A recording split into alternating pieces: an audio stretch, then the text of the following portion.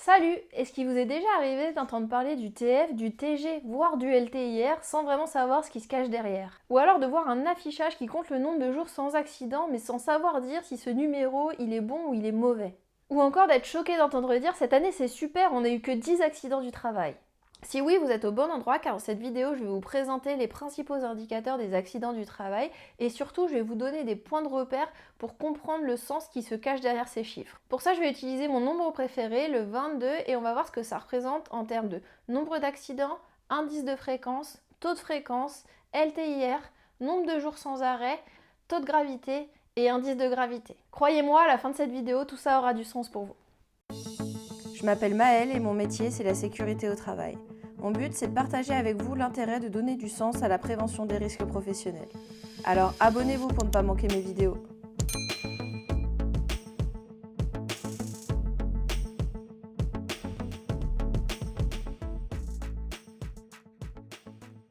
Dans l'intro, je vous disais qu'il est possible que vous ayez déjà entendu dire « Cette année, c'est génial, on n'a eu que 10 accidents du travail ». Clairement, déjà, ce type de phrase, c'est super maladroit puisque personne ne se réjouit d'un accident du travail. Mais ce nombre d'accidents, surtout pour savoir s'il est faible ou s'il est élevé, faut pouvoir le comparer à autre chose. Si d'un côté, on met une entreprise qui a 100 000 salariés et 22 accidents du travail, et que de l'autre côté, on met une entreprise qui a 100 salariés et aussi 22 accidents du travail. Il n'y a pas besoin d'avoir fait maths sup pour comprendre qu'il y a une entreprise qui est beaucoup plus accidentogène que l'autre. Pour vous donner un point de repère, en France, en 2019, il y a eu un peu plus de 655 000 accidents du travail qui ont été reconnus et indemnisés pour les salariés du régime général. Attention donc, quand on parle du régime général, on parle bien de la majorité des salariés en France, mais pas de l'intégralité, puisqu'il manque tous ceux qui ont des régimes spéciaux, vous savez, tous ceux qui se battent pour leur retraite. Mais je vais bien utiliser les chiffres du régime général, puisqu'ils donnent une bonne vision, et surtout parce qu'il n'y a pas de statistiques nationales complètes qui existent. Donc si je repars de mes 22 accidents et que je les compare à ces 655 715, on comprend mieux pourquoi, dans certains cas, ça peut paraître peu. En fait, tout est une question de point de vue. Si on prend maintenant un autre chiffre rond qui est le nombre de jours sans accident, il faut aussi pouvoir le comparer à la structure de l'entreprise pour pouvoir lui donner du sens. Je sais que ça se fait beaucoup ces affichages avec le nombre de jours record sans accident. Moi, je suis assez sceptique sur ça. Déjà parce qu'on ne sait pas souvent ce qui se cache derrière ces chiffres. Est-ce qu'il y a uniquement les accidents avec arrêt ou est-ce qu'il y a aussi ceux sans arrêt et ceux bénins? Et puis ça veut dire quoi? Le jour où il y a eu l'accident, autant 2 jours avant la remise à zéro du compteur, il y a eu aussi un autre accident. Pour moi, le seul nombre rond qui a vraiment de la valeur en tant que tel, c'est le nombre d'accidents mortels, parce que celui-là, quelle que soit la structure, 1 c'est déjà trop. Il y a eu 733 décès reconnus comme accidents du travail en 2019 en France.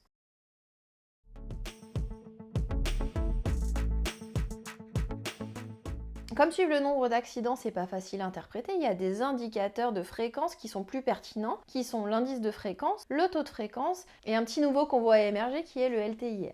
L'indice de fréquence, il suit le nombre d'accidents du travail pour 1000 salariés. Il se calcule de la manière suivante, donc l'indice de fréquence IF, c'est égal au nombre d'accidents du travail avec arrêt, qu'on divise par l'effectif de salariés, et on multiplie par 1000.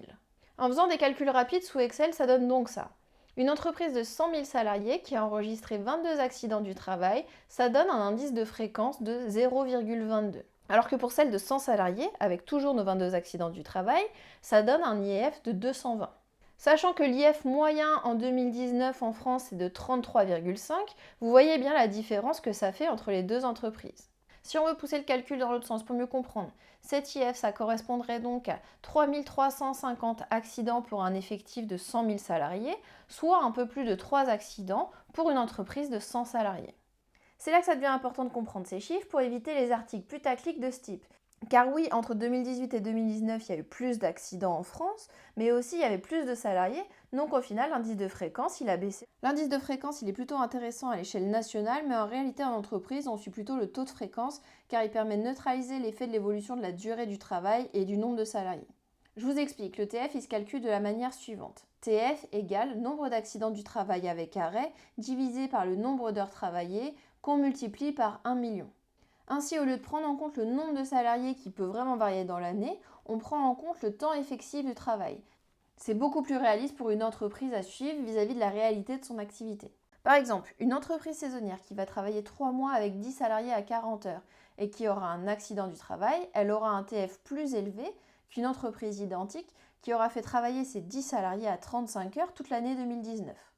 Donc c'est un indicateur qui est intéressant à suivre en entreprise pour voir les variations d'une année à l'autre. On peut aussi le comparer aux statistiques nationales, mais autant aller chercher directement son domaine d'activité pour lui donner du sens, car d'un côté le BTP va avoir un taux de fréquence estimé à 33, alors que dans d'autres services, ce TF il pourrait être à 7. Si vous me suivez sur LinkedIn, vous savez que faire des vidéos YouTube, c'est en plus de mon métier d'ingénieur sécurité dans un grand groupe. Dans les grandes entreprises, de plus en plus, il est demandé de se comparer à l'international. Mais le problème, c'est que les indicateurs dont je vous ai parlé, ils sont vraiment liés à notre système français. C'est pour ça qu'on entend de plus en plus parler du LTIR, qui est un indicateur commun qu'on peut avoir notamment avec les pays anglo-saxons.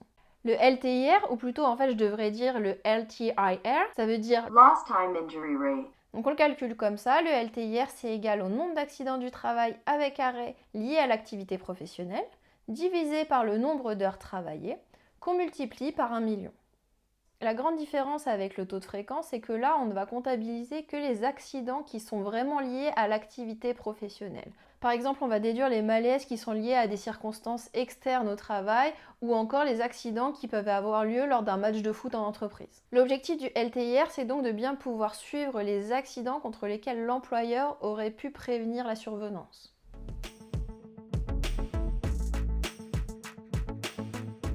Si la fréquence des accidents c'est important, mais si on s'arrête là, on oublie totalement les conséquences de l'accident. Je l'avais expliqué dans ma vidéo sur la différence entre les accidents du travail et les accidents de trajet.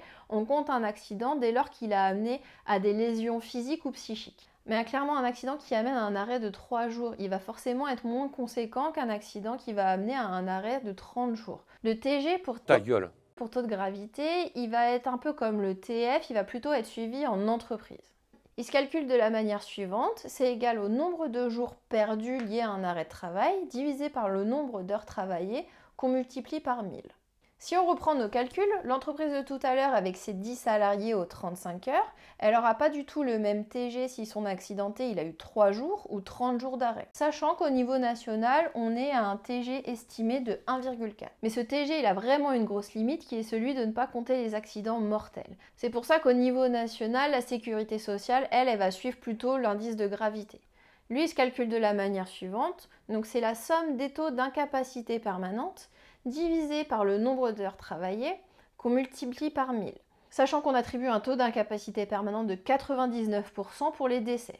Personnellement, avant de réaliser cette vidéo, j'avais jamais entendu parler de l'indice de gravité, donc à part vous dire qu'il était de 12 en 2019, je ne saurais pas trop quoi vous dire de plus. Mais je vous mets le lien vers toutes les statistiques nationales dans la description.